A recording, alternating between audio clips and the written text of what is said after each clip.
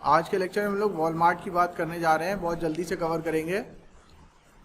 Walmart एक ऐसा brand है जिसको दुनिया में ज़्यादातर लोग जानते हैं, समझते हैं, भले वो उनके देश में काम कर रहा हो या ना कर रहा हो। अदरवाइज़ ऐसा होता है कि अगर कोई ब्रांड हमारे देश में या हमारे शहर में काम नहीं कर रहा या प्रोडक्ट नहीं बेच रहा तो हमें उसके बारे में नहीं पता होता है। हम जनरली उन्हीं ब्रांड्स को जानते हैं या उन्हीं ब्रांड्स को समझते हैं जो हमारे एरिया में अपने प्रोडक्ट सेल कर रहे होते हैं। लेकिन ये एक ऐसा ब्रांड है जिसको ज़्यादातर लोग दुनिया में जानते हैं, अक्रॉस द ग्लोब। इसका फाउंडर कौन है, क्या टर्नओवर है, लगभग काफ़ी सारी चीज़ें इसके बारे में लोगों को पता है। और ये माना जाता है कि अगर आपने MBA कर लिया और आपको वॉलमार्ट के बारे में नहीं पता है तो आपने कुछ MBA किया ही नहीं। ठीक है, तो मतलब मेन केस स्टडी है ये आपके बिजनेस मैनेजमेंट की। कोई भी आप पढ़ाई कर रहे हैं, आपको बिजनेस से रिलेटेड, आपको वॉलमार्ट को तो पढ़ना ही पड़ेगा। क्यों पढ़ना पड़ेगा?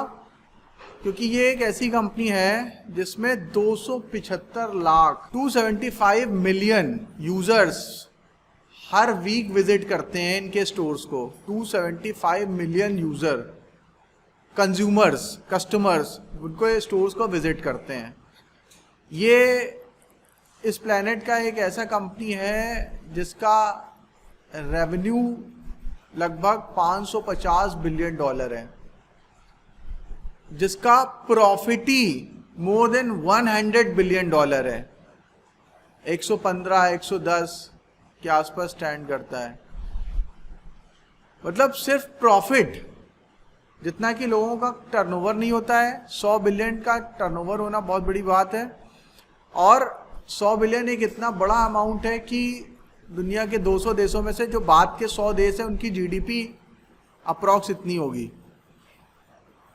तो आप समझ सकते हैं कि ये 100 बिलियन डॉलर से ज़्यादा का प्रॉफिट अर्न करता है। इंडिया जैसे देश में इसको एंट्री नहीं मिल रही है, काफ़ी लंबे समय से लॉबिंग कर रहा है। लॉबिंग करना अमेरिका में वैलिड होता है, लीगल होता है, इंडिया में इलीगल होता है।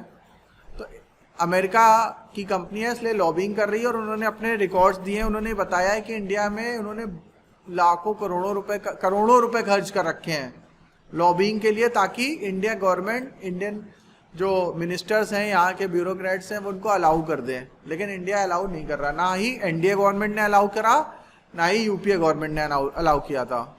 पैसे हमने खूब लिए हैं इनसे घूस के तौर पे, ऐसा उन्होंने बताया है वहाँ के पार्लियामेंट में। अच्छा, क्यों इंडियन गवर्नमेंट इनको परमिट नहीं दे रही है अपने देश में काम करने के लिए? क्योंकि एक रिसर्च ये बताती है कि जहाँ पे भी वॉलमार्ट जाता है, जिस देश में भी वॉलमार्ट जाता है, जिस शहर में वॉलमार्ट जाता है, उस शहर के लगभग आधे छोटे store within a year बंद हो जाते हैं, या बहुत ज़्यादा max to max 5 to 10 years में आधे स्टोर तो बंद ही हो जाएंगे नेक्स्ट 10 सालों में। तो वॉलमार्ट से कंज्यूमर्स को तो बहुत फ़ायदा है, क्योंकि उनका ये दावा है कि ऑन एन एवरेज अमेरिका में अगर कोई वॉलमार्ट से सारी शॉपिंग करता है अपनी, तो वो साल का $3,500 से $4,000 सेव कर सकता है। डेटा जो उसमें दिया था पुराना था, अभी आज की तारीख में देखो तो लगभग $4,000 इससे ज़्यादा, $4,000 से $5,000 वो सेव कर सकता है साल का, अगर वो वॉलमार्ट से शॉपिंग करता है अपनी सारी चीज़ें, ज़रूरत का सामान। तो आप लोगों को ये लग रहा होगा कि $5,000 $4,000 सेव कर सकता है। यहाँ तो हमारी पर कैपिटा इनकम ही $2,000 है। तो क्या हम वॉलमार्ट खुल जाएगा तो क्या वॉलमार्ट हमें एक्स्ट्रा पैसे देगा? वो एक्चुअली उन देशों के लिए है जहाँ की पर कैपिटा इनकम $65,000 $70,000 $80,000 है। तो ये मान लो कि अगर आप $70,000 कमाते हैं तो आप 5% अपने एनुअल इनकम का वॉलमार्ट के थ्रू सेव कर सकते हैं। 4 से 5% आप अपने एनुअल इनकम का वॉलमार्ट में शॉपिंग करके सेव कर सकते हैं। उनकी टैगलाइन ही है कि सबसे सस्ता, ये जो बिग बाजार ने कॉपी किया था, सबसे सस्ते 7 दिन, सबसे सस्ता बुधवार, इस तरह का ये जो था, ये वॉलमार्ट का ही चलन है। वॉलमार्ट ने ही स्टार्ट किया था पूरी दुनिया में। ये इसका एनुअल रेवेन्यू है 2021 में लगभग $559 बिलियन का था, 2020 में 523 का था, और 2029 और 2020 में 2019-20 में ये वो टाइम है जब पूरी दुनिया की कंपनियां क्रैश कर गई थी, उनका कोई रेवेन्यू नहीं आ रहा था, घाटा हो रहा था। उस समय कोविड फैला हुआ था पूरी दुनिया में, सारे स्टोर्स बंद थे, तब भी ये 515 और 525 बिलियन डॉलर का रेवेन्यू अर्न कर रहे हैं। कैसे संभव है? तो मिरेकल है। तो जब पूरी इकॉनमी बंद पड़ी थी तब भी इतना है रेवेन्यू, क्योंकि ये इसेंशियल आइटम्स बेचते हैं जो जरूरी है। इसेंशियल आइटम, खाने पीने का सामान, दाल चावल चीनी कपड़े, वो तो चाहिए ही होंगे लोगों को, तो इसलिए इनकी सेल्स हो रही थी लगातार। और इन्होंने एक बहुत बड़ा काम ये किया है कि इनको ये लग रहा है कि ई कॉमर्स एक आगे चल के एक बहुत बड़ा थ्रेट हो सकता है, क्योंकि ये लोग फिजिकल स्टोर्स में काम करते थे। सैम वॉल्टन ने जब स्टार्ट किया था वॉलमार्ट को, सैम वॉल्टन ने जब वॉलमार्ट को स्टार्ट किया था 1962 में, तब वो उसके पहले फुटपाथ पे कपड़े बेचते थे। जैसे नहीं रोड साइड वेंडर होते हैं, तो सड़क पे दुकान लगा के कपड़े वपड़े बेचा करते थे। और बाद में सैम वॉल्टन ने इतना बड़ा एम्पायर खड़ा कर दिया कि 500 बिलियन डॉलर का उसका रेवेन्यू हो रहा है, 100 बिलियन डॉलर से ज़्यादा उसका प्रॉफिट आ रहा है, ऐसा कंपनी खड़ी कर दी। और उसको पता है कि आने वाले समय में ई कॉमर्स इसके लिए एक बिगेस्ट चैलेंज हो सकता है। तो उसको ये पता है कि आने वाले समय में ई कॉमर्स सबसे बड़ा चैलेंज रहेगा, क्योंकि अब दुनिया में ट्रेंड ये हो रहा है कि लोग शॉप पे कम जा रहे हैं, ऑनलाइन ऑर्डर ज़्यादा कर रहे हैं। और इसी वजह से अमेजोन के जेफ बेजोस काफ़ी आगे निकल गए, और अमेजोन बहुत बाद में आई और बहुत सक्सेसफुल हो गई। उसका स्टॉक प्राइस भी बहुत बढ़ गया, उसका मार्केट कैपिटलाइजेशन भी बहुत बड़ा हो गया, इवन वॉलमार्ट से भी आगे निकल गया। तो उनको ये समझ में आया कि आगे आने वाले समय में ये एक बहुत बड़ा चैलेंज हो सकता है। तो उस चैलेंज को उन्होंने ओवरकम कैसे किया, उन्होंने कैसे इससे निपटा, इस आने वाली मुसीबत से क्या तैयारी कर रही है उन्होंने इसके लिए। उन्होंने इंडिया की सबसे बड़ी ई कॉमर्स कंपनी फ्लिपकार्ट को खरीद लिया, और बहुत महंगे वैल्यूएशन पे खरीद लिया। उनको पता है कि आने वाले समय में ई कॉमर्स कंपनियां बहुत बड़ा थ्रेट हो सकती हैं, और लॉकडाउन के समय में उनकी स्ट्रेटजी का फ़ायदा भी हुआ। होम डिलीवरी, ऑनलाइन ऑर्डर, इनसे बहुत फ़ायदा मिलता है। इसी वजह से दुनिया का जो सबसे बड़ा मार्केट है हिंदुस्तान, लार्जेस्ट पॉपुलेशन है, अभी 2-4 साल में हम लोग चाइना को पीछे छोड़ देंगे। और ओवरऑल अगर देखें, जो मतगणना में शामिल नहीं है, तो हमारी पॉपुलेशन ऑलरेडी चाइना से ज़्यादा है, ठीक है, क्योंकि बहुत सारे लोग उसमें शामिल नहीं हैं। बहुत सारे रिफ्यूजी, बहुत सारे ऐसे लोग हैं जिनका कोई डेटा ही नहीं है इंडिया में।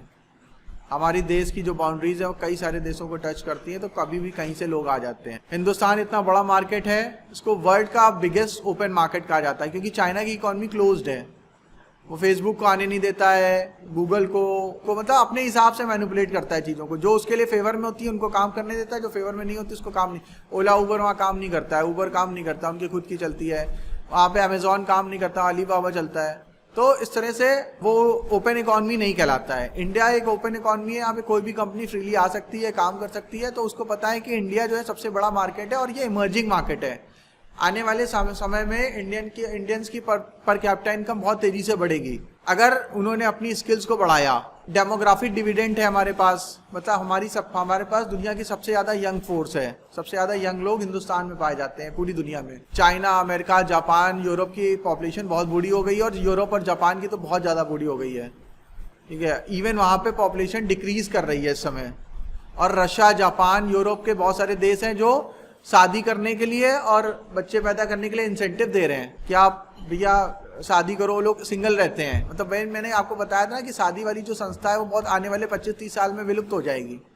तो लोग शादी कर नहीं रहे क्योंकि बर्डन होता है, सोचते हैं अननेसेसरी का एक बर्डन फैमिली का, क्यों लेंगे, फ्री रहेंगे। फाइनेंशियली वो अपने आप को इस कैपेबल नहीं मानते हैं। अभी भी अगर आप कोई 25 साल 28 साल के इंडिया में 80% नवयुवक से मिल लो, उससे पूछो कि आप क्या 4-5 लोगों का खर्चा उठाने के काबिल हो मेट्रो सिटीज़ में या टियर 2 सिटीज़ में, वो नहीं उठा पाएगा, किसी तरह से स्ट्रगल कर रहा होगा।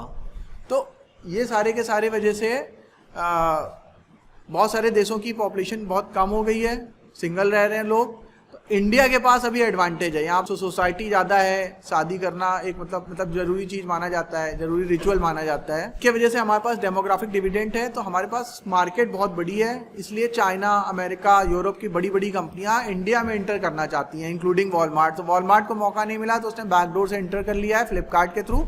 और फ्लिपकार्ट में अब आप देखेंगे तो जैसे कंप्यूटर प्रोडक्ट, मोबाइल वगैरह, वो अमेजोन से पीछे रह जाता था। कंप्यूटर एसेसरीज, हार्डवेयर्स वगैरह में उतने अच्छे नहीं बेच पाता था। और अभी मैं पिछले 6 महीने से ऑब्जर्व कर रहा हूँ, इवन एक साल से, कि अमेजोन से ज़्यादा अच्छे ऑफर फ्लिपकार्ट पे आ रहे हैं, लैपटॉप से रिलेटेड, हार्डवेयर से रिलेटेड, कंप्यूटर से रिलेटेड, और बहुत सस्ते भी हैं और बेहतर भी हैं।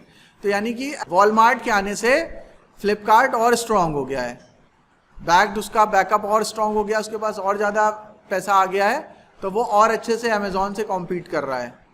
क्योंकि यहाँ पे इंडिया में जो राज करेगा वही पूरी दुनिया में राज करेगा, सबसे बड़ा मार्केट यही है। इस तरह से सैम वॉल्टन ने जो लेगेसी शुरू करी थी ऑफलाइन स्टोर की, वो ऑफलाइन ऑनलाइन दोनों में कन्वर्ट हो रही है। जाइंट कंपनी है। सैम वॉल्टन ने जब इसको शुरू किया था तो वो खुद अलग अलग स्टोर में विजिट करते थे, देखते थे ऐसा मैं क्या करूं, क्योंकि जनरली जो बिजनेसमैन होते हैं वो सोचते हैं कि हमें पहले से प्रॉफिट अर्न करना है, कुछ कमाना है। इनका क्या था कि हम मिनिमम प्रॉफिट अर्न करेंगे, मतलब हमारा मार्जिन मिनिमम रखेंगे, प्रोडक्ट का प्राइस एकदम सस्ता रखेंगे।